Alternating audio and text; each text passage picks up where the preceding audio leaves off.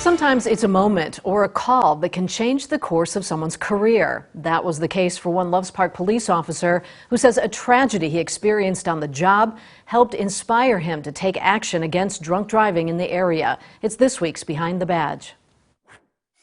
Tag 2-3 Charles 20, I'll be 10-6 at post 3.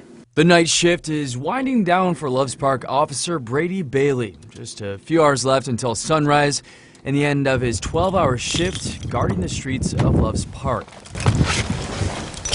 Brady's only been with the Loves Park force for about a year and a half now, but has wasted no time making sure his hometown is safe from the bad guys. We have two zones. We have the south zone and the north zone. Officer Brady has responded to over 1,600 calls in his time, but it's one call that has really stuck with him. Over the summer, I dealt with a fatal accident of a kid that on Riverside, and after that, it was a hit and run. Nobody stayed behind after he was hit, and I felt like after that I needed to do something about it, and the majority of my DUIs came after that. Over 20 DUIs, in fact, since that September deadly hit and run that killed a teen. It's an incident that he remembers every time he steps into his squad car. It's hard to cope with the fact knowing that somebody lost their life at such a young age and then they had a lot of life ahead of them.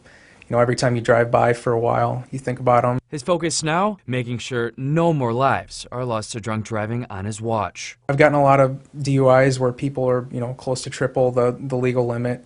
And that's definitely rewarding because you don't know if that person drove a few more miles, what the consequence would be. It's that focus day in and day out that made him Officer of the Year. For your home team, I'm Elliot Grandia.